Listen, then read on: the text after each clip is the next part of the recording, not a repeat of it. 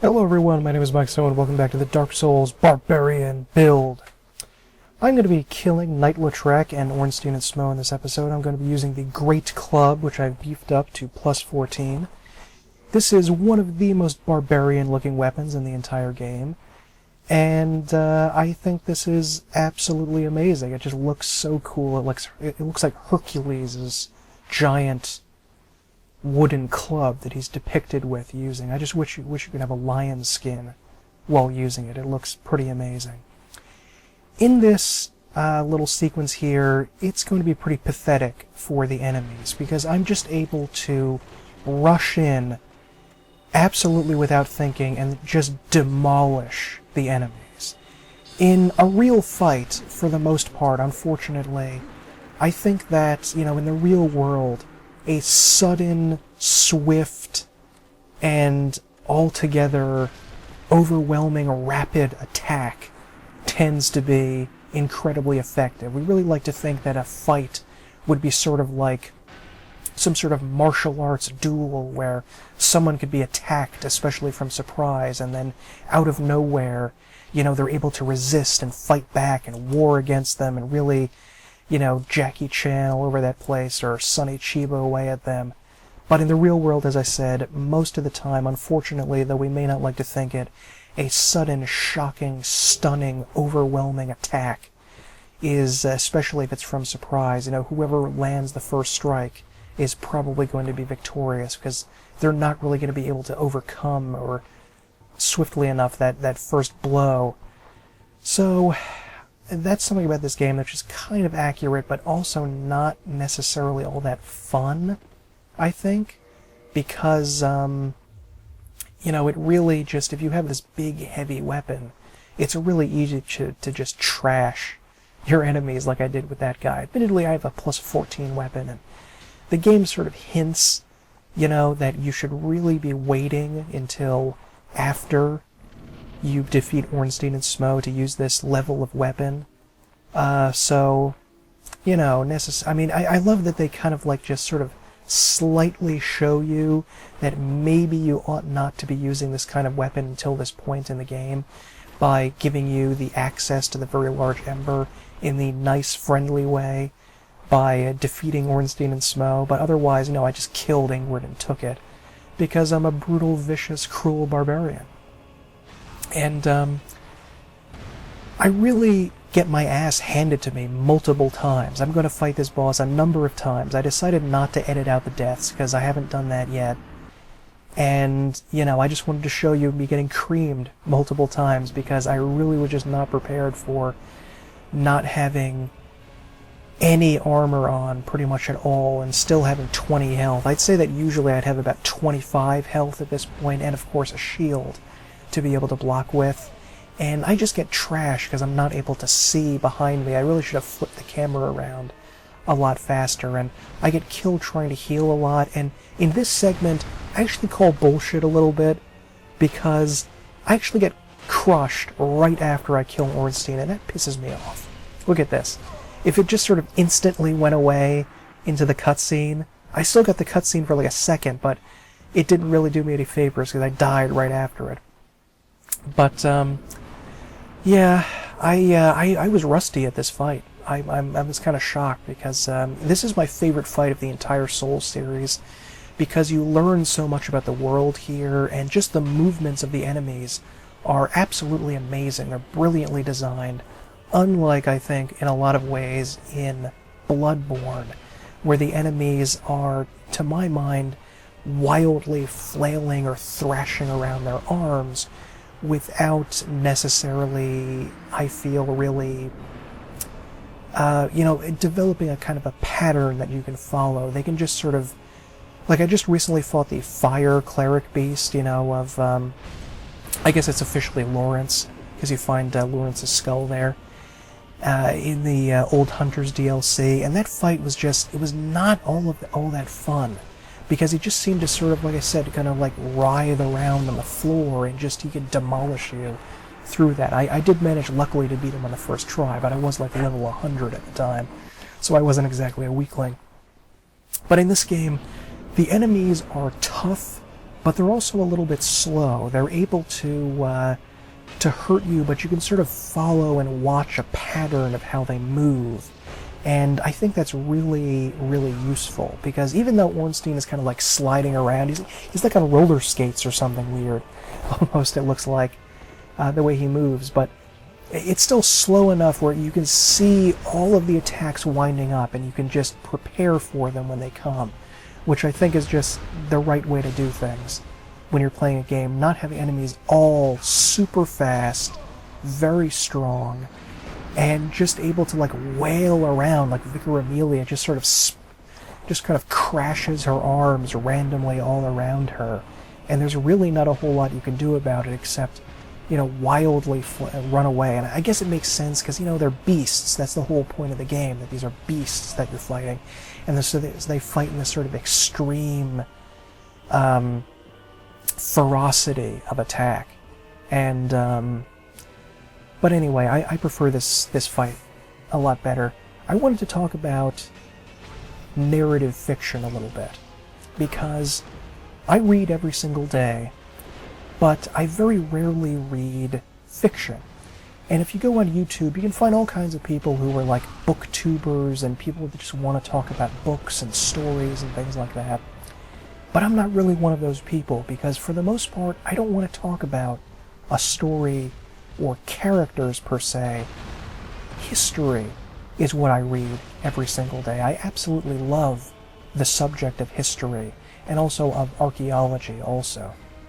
And in the Souls games, you get to be an archaeologist or a historian. And I've mentioned this before, but I thought it was important to mention it again. But you get to wander around ruins of cities.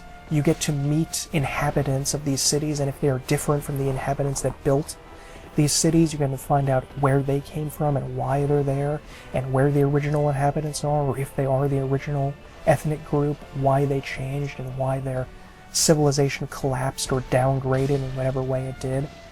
And you get to examine their artifacts. You know, you get to look at, say, Smough's hammer or Ornstein's spear, and you get to say, you know, read it, and you can get some vague information from it. And of course you have snippets of history, but it's history melded together with legend.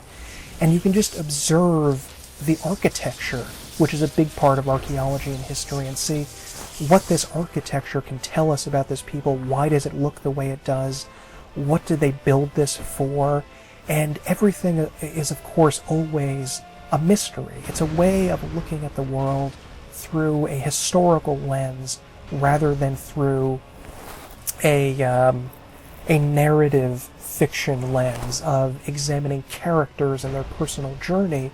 You're looking at the world itself, which is something that is more interesting to me than anything else. It's something that I find exciting, to examine a culture or a people or a world. This is, maybe 6 months ago or so, I discovered online that someone had cataloged the entirety of the Advanced Dungeons & Dragons Monstrous Manual from every campaign setting. Not just the regular monster manuals, but the Planescape-specific ones, the Dark Sun-specific ones, and they put this in an alphabetical list of hundreds and hundreds of things. And I love reading about that, reading about especially the habitat and society and the ecology sections of it. That's fascinating to me. And I don't necessarily want to read about characters. I don't necessarily want to read about that. And I think there's a big stigma about doing this. They if you say that you don't want to read about characters in a traditional story, rather than reading a history of a people, you're not really considered in the same group as the other readers who want to go and form these little book clubs on YouTube and elsewhere. It's sort of, it's different, and it's not like I never read it. I do read it occasionally, but it's kind of unusual for me to do that. It's not a common event. And, what I really want to do when I play a video game, honestly, and what I felt video games embodied back in the day. I just wanted to show there's a small elevator for Ornstein and a large one for fat-ass Smough, even though they jump down, so I guess they have to go back up in some way. And you can see here Guinevere's statue and Gwyn, but no statue for a son, but there is a pedestal. So presumably, I'd like to think it's Solaire, who knows. But anyway, when I'm playing a game, I really feel like the games back in the day, back in the 90s, like Ultima and Might and Magic and so forth, and just D&D in general, it wasn't really like you were reading a story.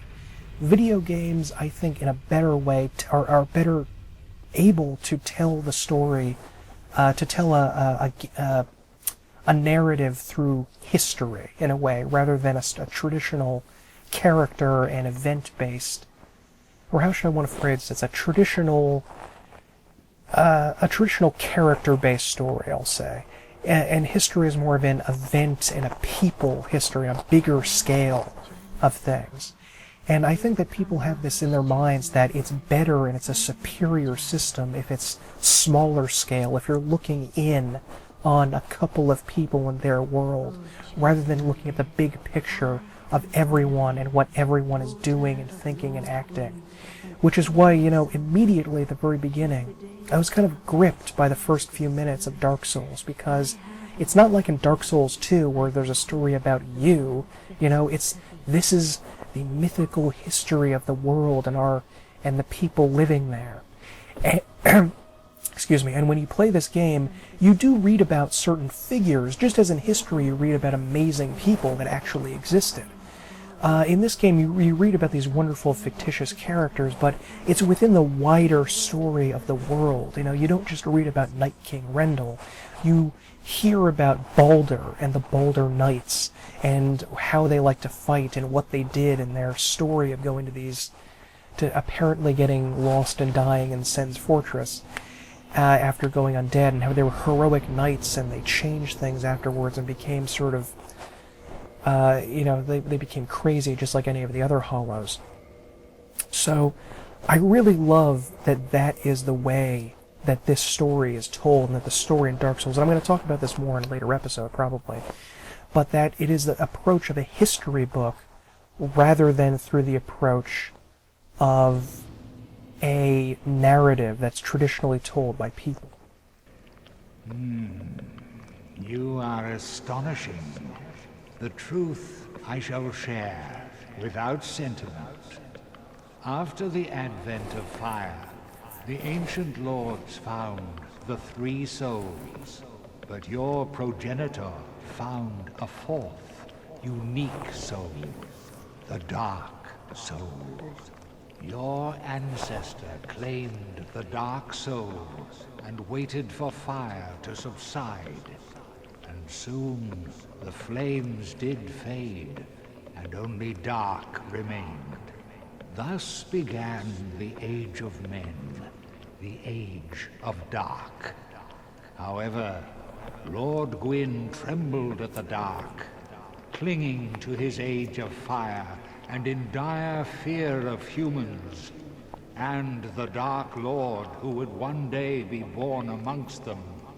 Lord Gwyn resisted the course of nature by sacrificing himself to link the fire and commanding his children to shepherd the humans. Gwyn has blurred your past to prevent the birth of the Dark Lord. I am the primordial serpent. I seek to right the wrongs of the past, to discover our true Lord. But the other serpent, Framt, lost his sense and befriended Lord Gwyn. Undead warrior, we stand at a crossroads. Only I know the truth about your fate. You must destroy the fading Lord Gwyn, who has coddled fire and resisted nature, and become the fourth Lord, so that you may usher in an age of dark. Very well. I shall now guide you to Gwyn's prison. Be still, and trust thine flesh to me. So here in some ways we get the real history of the world. The traditional history that we're fed from Framt and others is that something horrible and unknowable in a way that we never really know happened to the first flame, this original genesis source for all of the life in the Age of Fire that we know, after that primordial age of sort of emptiness and unlife that the dragons had.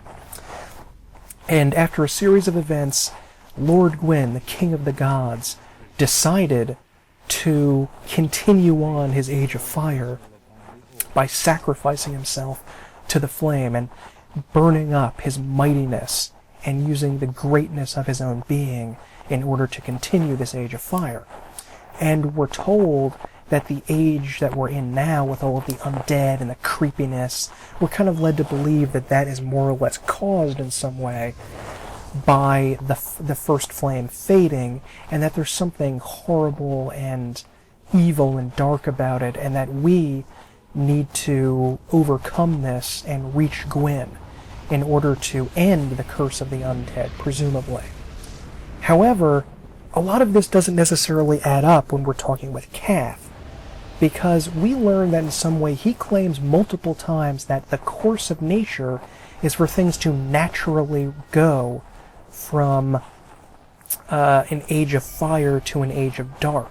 And we actually learned in some continuity, even though there was a lot of breaking of continuity, there's some continuity between this and Dark Souls 2, where we learned that in Age of Fire, no matter how great, Vendrick says inevitably, inexorably leads to an Age of Dark.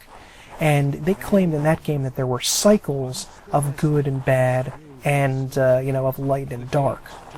However, this game clearly says that is it the course of nature for it to naturally become dark after a time, sort of like an inevitable dark age that arises after a glorious good age?